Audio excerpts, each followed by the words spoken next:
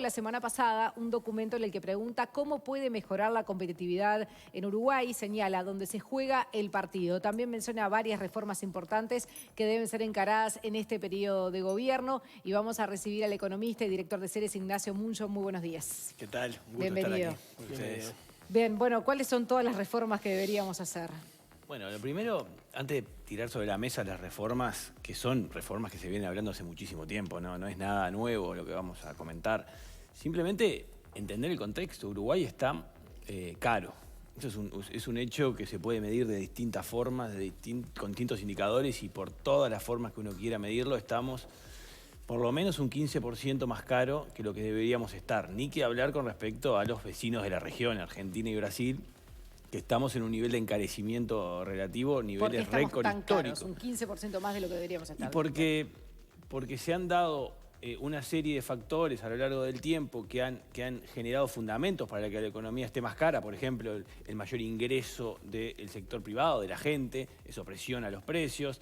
El aumento del gasto público es un factor fundamental que a través de los canales de la economía termina generando un encarecimiento relativo, y una ganancia de productividad que se dio fundamentalmente entre 2004 y 2012, que también impulsó al encarecimiento. Pero después hay factores también históricos del Uruguay, de la baja competencia que existe en muchos sectores, ni que hablar de los combustibles, pero también con una economía que no está abierta como otros países del mundo, como otras regiones, a la importación. Por lo tanto, hay muchos intereses internos que hacen que la economía se vuelva cara. Pero pasando raya, el gobierno asume una economía relativamente cara. Tuvimos una devaluación a principio de año con el coronavirus. ¿Se acuerdan que el dólar saltó? Pero después ha venido bajando un poco y después ha quedado planchado. Y las proyecciones son que no aumente demasiado, Sí, ¿no? eso es algo muy importante, porque el Banco Central, el Ministerio de Economía, en la Ley de Presupuesto, establecen cuáles son las proyecciones para el dólar y para la inflación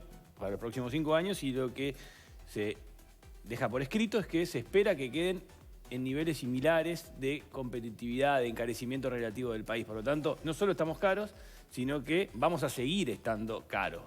Claro, por ese lado, por lo pronto, no nos vamos a abaratar. Exacto, y ahí viene el punto de, bueno, entonces, ¿qué hacemos, no? O sea, ¿cómo se puede hacer para lograr mejor competitividad? Porque cuando uno habla de competitividad, lo que tienen que entender es que si el país necesita traer inversiones, porque es la base del crecimiento que está ausente hace tiempo en el Uruguay, desde el año 2014, por lo menos, se necesita inversión. Y cuando uno está caro, es mucho más difícil atraer inversión, porque la rentabilidad para el que invierte es mucho menor. Y lo estamos viendo por todos lados. O sea, realmente la inversión genuina que estamos teniendo en estos tiempos es la obra asociada a la nueva planta de celulosa, pero el resto de los sectores, con los costos que hay para producir, con lo caro que estamos con respecto al resto del mundo y la región, se hace difícil encontrar oportunidades. ¿Y es rentable producir en Uruguay? Bueno, ahí está el tema. O sea, es poco rentable en la mayoría de los sectores. En algunos sí hay oportunidades, pero... ¿Cómo cuáles?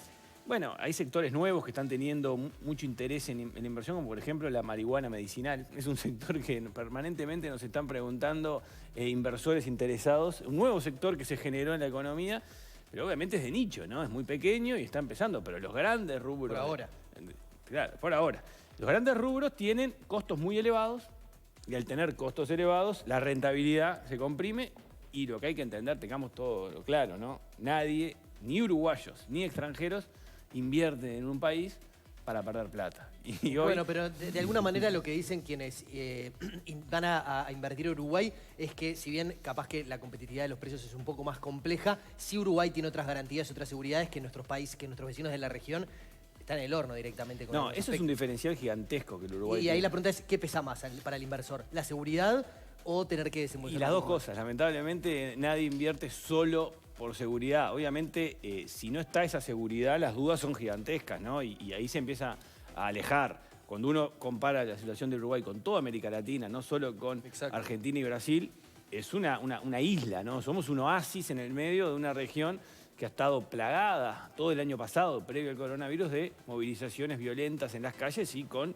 muertes en muchos casos. Uruguay, afortunadamente, y cuidémoslo mucho, toquemos madera, porque eso es un activo gigante que tiene el Uruguay, ha sido la diferencia, el diferente, el distinto de esta región, y eso, naturalmente, está en el foco de los inversores mundiales y dicen, bueno, este país que ha tenido también este manejo de la pandemia, estos resultados que se están viendo a lo largo de los meses, y a su vez tiene una democracia plena, y a su vez tiene un Estado de Derecho que se respeta, a su vez tiene instituciones sólidas y que pasan los gobiernos. Tuvimos una elección, cosa que ha pasado desapercibida. El otro día me decía, una autoridad alta de Estados Unidos me decía, es ejemplar lo que pasó en Uruguay. Una elección que no se resolvió en la noche, estuvo una semana y no hubo ni una sola manifestación, ni un solo movimiento, y de forma totalmente civilizada cambió el gobierno. Y hoy tenemos un nuevo gobierno. Esas cosas que pasan desapercibido a los uruguayos, porque estamos acostumbrados, no pasan desapercibido en el resto del mundo cuando ahora tenemos una elección en Estados Unidos donde lo que se habla es que la justicia va capaz, en algún escenario, resolver quién es el nuevo presidente. Sí, está ¿no? en cuestión si se va a reconocer los resultados, ni más ni menos que en Estados Entonces, Unidos. eso vale mucho. Ahora, no alcanza. Ese es el tema. Ahora, ¿Por qué no alcanza? Y yendo a la pregunta anterior, no alcanza porque, de vuelta, los números no cierran. Y si los números no cierran, y no viene mucho No más. Pero son filántropos, ¿no? Vienen a hacer dinero. la competitividad, una manera es a través de los precios, los países que tienen salarios muy bajos, son muy competitivos, hay países en Asia que producen a bajísimo costo. Pero otro lado viene por la productividad también. ¿No tenemos un enorme campo para mejorar ahí? Tenemos un enorme... Porque no vamos a poder igualarnos a Argentina, por ejemplo, en precios. No, y estamos muy lejos de Argentina, Por muy eso. lejos. Ahora, la apuesta de Uruguay es hacia la calidad. más que Claro, la a ofrecer algo productividad. distinto, Yo digamos. diría, somos caros y vamos a seguir siendo caros, tenemos que ofrecer algo de alta calidad. La solidez institucional es parte de la calidad del producto. Ahora, hay que generar a nivel de los que producen el espacio de costo suficiente como para invertir en calidad. Sale caro también invertir en calidad. Un producto de calidad en todos los rubros implica una inversión. Esa inversión Bueno, pero solo también es se vende posible. más caro. Sí, ya somos caros, entonces ya tenemos un sobreprecio a nivel internacional que es relevante. Entonces, tenemos que equiparar la calidad que lo que tenemos al sobreprecio existente. Hay costos que no generan diferenciales de calidad. Por ejemplo, costos asociados a la energía. Esta luz, o sea, pagarle un poco más, un poco menos, no va a cambiar la calidad. Sí que sea intensa. La energía para el transporte, el combustible. Pagamos mucho más caro el combustible y la energía y eso no te va a cambiar la calidad de lo que se produce. La regulación laboral, por ejemplo, no el costo salarial, que es muy importante que se pueda seguir manteniendo niveles de salarios de los que estamos teniendo en los últimos tiempos, pero todo lo que hay alrededor. Que puedan aumentar, son salarios bajos también. Todo lo que hay alrededor, que son costos, y muchos de ellos son costos de inseguridad jurídica que genera la ¿Cómo qué? regulación. Por ejemplo, no está claro en el Uruguay, en la regulación laboral, el pago por incentivos. Ni que hablar el teletrabajo que ahora está sobre la mesa, está en el Parlamento discutiéndose una ley de teletrabajo. Pero todo eso, la regulación actual vigente, genera grises muy importantes.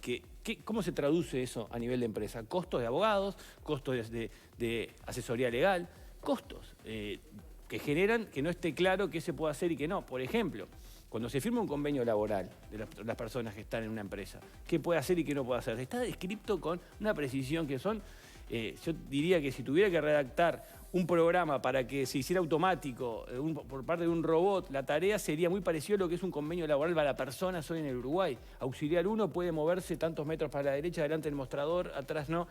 Eso es un costo finalmente, porque el mundo actual y cada vez más exige flexibilidad. Bueno, pero eso lleva precisamente a grandes dramas como los que había, que es la precarización laboral, incluso... No, hasta una cosa es precarización y otra cosa es adaptar la regulación laboral a las necesidades. Es más, es interesante, cuando uno ve indicadores internacionales, Uruguay está, desde el punto de vista de encuestas que se hacen a empresarios, con la regulación laboral más rígida que existe a nivel global. Los empresarios uruguayos, los que invierten en Uruguay, ven como muy rígida. Al mismo tiempo, cuando uno compara a nivel internacional la protección que da la regulación uruguaya a los trabajadores, no los da entre los mejores, los da a mitad de tabla. Por lo tanto, tenemos una regulación mucho más rígida que la necesaria para asegurar la mejor protección para los trabajadores. Y eso está medido en datos que comparan regulaciones laborales a nivel internacional, en este caso la Universidad de Cambridge. Entonces, cuidado con confundir protección con herrumbre, porque hoy lo que tiene la regulación laboral es una herrumbre ante las necesidades de los cambios que se han generado. Las categorías que están en el Ministerio de Trabajo, en donde hay que encasillar a los trabajadores, tienen 30 años. Entonces, no tiene No, sentido. yo no digo no tiene adaptarla, sentido, sí no digo tiene de tener sentido. cuidado. No, obviamente que todo lo que es en regulación laboral es con extremo cuidado. Pero lo que hay que tener claro es que el mundo avanza, Hay 1.700 avanza. Y no mira en qué casillerito está clasificado cada persona. Lo que sí hace el empresario es no clasificarlo, no contratar a esa persona. Esa es la realidad. No, que hay 1.700 rubros de pago en el Estado, por ejemplo, la OPP los está listando. Es una cifra Eso loca. es lo que no tiene sentido, esa clasificación de personas en categorías que tienen su descripción exhaustiva ya no corre en este mundo. Bueno, entonces, costos de la energía, readecuación laboral, ¿qué más necesitamos para mejorar la competitividad en este contexto? Después hay un tema histórico de que estamos en el Mercosur, Uruguay lo corre de atrás, que es la inserción internacional. Y eso se habla permanentemente, pero no se avanza. Porque una cosa es hablar y otra cosa es avanzar. Hace un par de años se avanzó en el sentido de tener un acuerdo Mercosur-Unión Europea que se festejó y ahora sabemos que está prácticamente Igual que liquidado. hace 20 años. Liquidado. Entonces, Uruguay necesita retomar de su iniciativa la agenda de inserción internacional. Pero ahí ¿qué es lo distinto? El otro día hablábamos con Ignacio Bartesay y con los dos se ha hablado muchísimo en estos años de este tema. Y parece que el escenario es el mismo siempre, ¿no? Bueno, esperamos por el Mercosur, nos animamos, no nos animamos. Están las opciones de TLC que van cambiando, China, Estados Unidos, y el paso no se termina Es que de dar, ¿no? lamentablemente ese es el problema, que no se termina de avanzar y es urgente esto, porque en el fondo a mí me gusta pensar en la mayor apertura comercial, que no es solo mejorar cómo ingresan los productos uruguayos afuera para no pagar los 340 millones de dólares de tarifas que se pagan al año por comercio exterior, sino que es importar en mejores condiciones, porque importar en mejores condiciones también te reduce los costos para producir en Uruguay y para consumir en Uruguay. Entonces es una mayor apertura. Y eso no lo digo yo, no lo dice mi amigo Ignacio Bartesay, lo dice la evidencia. O sea, los países que han reducido tarifas tienen mejores niveles de desarrollo. Es una estrategia que no falla. Hay que hacerla bien, ¿no? O sea, si se hace muy bien, no falla. Uruguay hoy está en un Mercosur diferente. ¿Por qué diferente? Y bueno, porque es un Mercosur disfuncional, que ni siquiera tiene interacción entre sus dos principales líderes. Ahí realmente hay una oportunidad para avanzar sin pedir permiso. Y eso sí, cuando se esté cerca habrá que pedir permiso, pero privadamente a Brasil probablemente, para poder avanzar con un diálogo bilateral, porque obviamente la regulación existe, ¿no? Uruguay no puede escaparse de una decisión que existe, que es la 32 del año 2000, donde le obliga a un país que quiera hacer un acuerdo comercial por fuera tener que hacerlo a través del Mercosur, por lo menos pedir un permiso especial, como se logró en el caso del TLC con México en el año O sea, 2004. está perforada esa resolución de alguna manera, Está ¿no? todo perforado en el Mercosur. El tema es que hay que ponerle el cascabel al gato en esto y empezar a avanzar. El gobierno lo tiene claro, está en su programa, están los programas de todos los partidos de la coalición de mejorar esta inserción. Es hora de poner el pie en el acelerador y avanzar, porque ahí hay mucho de ganancia de competitividad. Ahí hay mucho, porque Uruguay puede recaudar más, ganar más por lo que vende y a tu vez reducir costos de lo que importa para producir más barato acá. Entonces ahí hay otro frente. Y después hay otro que es insólito a veces, que no lo vemos, que es el sobrecosto de la regulación en el Uruguay. Por ejemplo, los procedimientos para exportar desde el Uruguay. O sea, si uno quiere sacar un container del puerto de Montevideo, son 8 veces más caro que hacerlo desde un país avanzado en términos comparativos, ¿no? Y 4 veces más caro que de Argentina o de Brasil. ¿Y eso por qué? ¿Dónde radica la raíz del problema? Primero que hay una sobreregulación del procedimiento fronterizo, aduanero para sacar la producción, y a su vez hay costos operativos dentro del puerto de Montevideo que son elevados con respecto a otros puertos de la región. Es una combinación de regulaciones públicas y manejo operativo del puerto que lo hacen muy caro y que le genera un sobrecosto al que quiere exportar. Si todavía, con todos los costos que tenemos, le agregamos sobrecostos que tienen, o sea, poco fundamento. Imagínense, de vuelta, estamos diciendo que queremos reducir costos para producir de más calidad. ¿Qué aporta tener un procedimiento más engorroso de trámites para poder exportar? O sea, Bueno, y con el coronavirus esto probablemente se agrave, se suben más controles a algunos países. Puede ser. Mucho, y hablando de la situación de Argentina, pero también de los que se quieren venir a instalar acá, ¿no? Y vos hablabas de invertir, de producir en Uruguay, de mover la economía. ¿Hay posibilidad de eso o con todo lo que estás diciendo? No, ahí sí. Es muy difícil. Estuviste reunido además con Carlos Enciso, el embajador de Uruguay en Argentina. Sí, hay muchísimo interés de los argentinos en el Uruguay que es histórico, pero ahora se ha acelerado con la situación lamentable que viven nuestros vecinos y que realmente nos preocupa mucho. Ahí con los argentinos se da un enorme interés. Muchos vienen y han venido y están instalados en Uruguay, pero muchos de ellos están trabajando para afuera, ¿no? Claro. O sea, para sus No invierten empresas. acá. Han comprado propiedades porque en parte porque era necesario para la residencia y en parte porque las tienen. Pero lo que no se ha dado todavía es el paso siguiente, que es producir en el país, contratar trabajadores uruguayos y poner a funcionar la maquinaria de la actividad económica interna, ¿no? Para eso se necesita lo que estamos diciendo, o sea, generar algunos mecanismos para que haya más productividad y menores costos, que, ojo, no todo es crítica, hay algunos avances importantes, por ejemplo, en materia de combustibles. El gobierno tomó algunas medidas relevantes, en primer caso aprobando la LUC, después con un decreto que genera los mecanismos para fijar los precios del combustible por parte de la URSEA, que ahora se está terminando de fijar cuál es exactamente el precio de paridad de importación del combustible al cual tiene que converger el precio del combustible en Uruguay. Eso generaría condiciones para bajar los combustibles. Y bajar los costos de toda la producción. Hay que verlo en los hechos porque aquí lo que me preocupa a mí es que ese número, que la gente es muy difícil que lo pueda entender, que es cómo calcular el precio de paridad de importación de combustible. O sea, cuánto saldría puesto en el Uruguay combustible en vez de producido por ANCAP importado. Bueno, para llegar a ese número hay por lo menos 15 pasos intermedios desde que se consigue el combustible afuera y que se pone en una estación de servicio.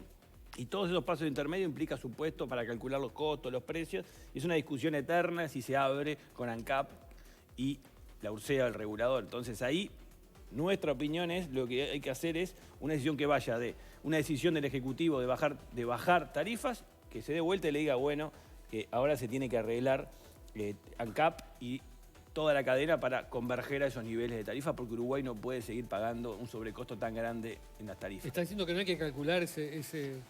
Yo digo que hay que calcularlo, pero la verdad que es tan discutible ese número que siempre se va a poder generar una discusión alrededor de eso. Es que la discrecionalidad que se tuvo hasta ahora se mantenga, pero con una decisión política al revés, que en vez de recaudar trate de estimular esa es la clave, la producción. esa es la clave, cambiar el foco. Ahora el foco es no generar la tarifa necesaria para que ANCAP genere resultados positivos y con eso ayude al fisco. No, generar de que la tarifa queda fijada por los niveles de competencia necesarios, una tarifa competitiva regional. Y después mirar para atrás y decir, bueno, ahora hay que ajustarse. Ahora tiene que ajustarse ANCAP para poder subsistir con esta tarifa. Me quedaba pensando en tu línea argumental principal, ¿no? Porque tenemos, las ventajas nuestras son esa confiabilidad, esa institucionalidad, este clima de paz garantista, que todo el mundo siente que tiene las garantías más o menos respetadas. Eso no sea, la lentitud no es parte de todo eso, es decir, pensemos por el absurdo, un régimen que hubiera una sola persona que decidiera todo por sí ante sí sería muy rápido y no ofrecería ninguna garantía de nada. Entonces, bueno, ¿cuánto de las garantías que tenemos tienen que ver con esa cosa gris que tenemos, lenta? Yo sé que hay que cambiarla. No, estoy de acuerdo que es importante eso. Ahora, obviamente hay matices y márgenes en cuanto hay lujo. A veces es un lujo de la sobreregulación que se pudo dar en momentos de costos menores. Pero cuando se llega a unos niveles donde el margen es mínimo y se necesita muchísimo la inversión, porque hay que entender cuál tiene que ser el foco del país para los próximos años. El presupuesto nacional que está sobre la mesa ahora en discusión en el Parlamento asume un crecimiento importante de la economía para los años 21 a 24. Ese crecimiento está sustentado en inversión privada. Por tanto, el Uruguay en su conjunto tiene que hacer lo que sea necesario para que vuelva al país la inversión y impulse el crecimiento. Si no pasa eso, no cierra los números. No cierra los números. O sea, el déficit no va a ser el que se espera, va a ser más alto. ¿Te parece que es optimista además? No, creo que es lo necesario como para poder pagar los gastos que se comprometen. O sea, el supuesto es, bueno, todo el optimismo necesario para lo cual hay que generar las inversiones para poder sustentar un gasto que sigue siendo alto, se hacen algunos ajustes en algunos sectores, pero sigue creciendo en otros, como por ejemplo las pasividades. Y cuando uno pasa a raya, el gasto en términos reales es el mismo, ¿no? Claro. No hay una reducción de gasto. ¿Y esa urgencia por captar inversiones no nos puede llevar a tomar malas decisiones? Porque van a ir pasando los meses y se puede empezar a apretar el cronómetro. El tema es que lo que no puede llevar a malos resultados es que no vengan las inversiones, ¿no? O sea, Alguien ya diría que lo de UPM es un ejemplo de lo que dice, para mucha gente Sí, es eso, ¿no? La desesperación por una inversión llegó Claro, a... Sí, no puede el tema pasar de algo UPM, es algo que nuestro análisis es, miren todo lo que le tuvimos que dar para que la concrete la inversión. ¿Y por qué? Y bueno, porque en condiciones normales no se hubiera concretado porque Uruguay no tiene otras inversiones, porque miremos el resto. No hay, es la única que hay y se le tuvo que dar un régimen súper especial para que se concrete. ¿Por qué será? Y bueno, porque en condiciones normales Uruguay hoy está muy poco atractivo para inversión. Porque miremos el resto de las inversiones. Hace 4 años que no crece la inversión en el Uruguay. La inversión extranjera venía saliendo del país. Invertían más los uruguayos en Paraguay, en Bolivia, en Ecuador que el resto del mundo en Uruguay. ¿Por qué es eso? ¿Por falta de patriotismo? No, o sea, porque los costos se hicieron muy altos y los números no cierran. Entonces, ahí está la clave. Y ahí es un desafío no de este gobierno, de todo el Uruguay. Porque Sí, otro todos desafío queremos eso. del que hablaste tiene que ver, ¿no?, también con el desempleo, con bueno, el gobierno que tuvo que gastar recursos justamente para atender la pandemia, pero hay situaciones que venían de antes. Dijiste, va a haber que rascar de donde se pueda para transferir a los más pobres. Y además hubo una polémica en cuanto al informe de Ceres de cómo calcula la pobreza Ceres. Sí, eso, el informe que presentamos Es el mes el de pasado, septiembre, sí. lo actualizamos en algunos aspectos y lo ampliamos la semana pasada con un análisis de las perspectivas laborales de las personas que están en situación de pobreza, que son 500.000. Esas 500.000 personas, que algunas de ellas están por debajo de la línea de pobreza del INE, hay 200.000 que están por encima, pero que viven en las mismas condiciones que las personas definidas como pobres. Las analizamos ahora esta semana con qué habilidades tienen para insertarse en el mercado de trabajo futuro y actual, o sea, cuánto de su capacidad de realizar tareas complejas tienen, de tareas que no son automatizables.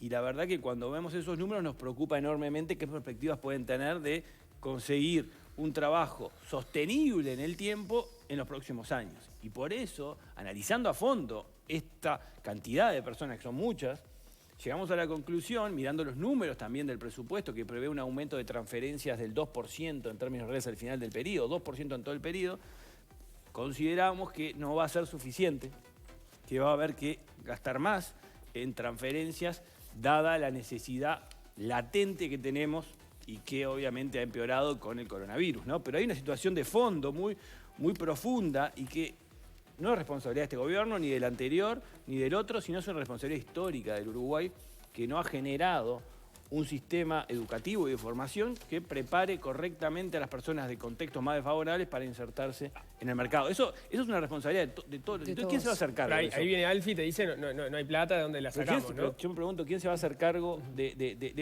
esa situación que existe en el Uruguay y que va a estar presente en los próximos años? ¿Y el mecanismo de financiación ahí por dónde entendés que debería darse? ¿Más deuda? ¿Más impuestos? Esos detalles yo no me voy a meter porque hay que meterse en los micronúmeros del presupuesto. Una opción es reasignar recursos, otra opción es contraer deuda a tasas muy bajas, que Uruguay tiene acceso, por suerte, a niveles mínimos históricos de interés, puede acceder Uruguay a la deuda. Mi preocupación, nuestra preocupación, es la realidad. Eso existe, está presente, son muchas personas y nada indica que salgan de ahí. que puedan salir fácilmente, porque el mundo se ha acelerado, en materia del mercado de trabajo ha cambiado radicalmente y está muy difícil esa situación. Por lo tanto, creemos que va a haber que aumentar la asistencia de esos sectores. Ignacio Munyo, muchísimas gracias por acompañarnos. Y hablemos ahora de la ministra de Economía,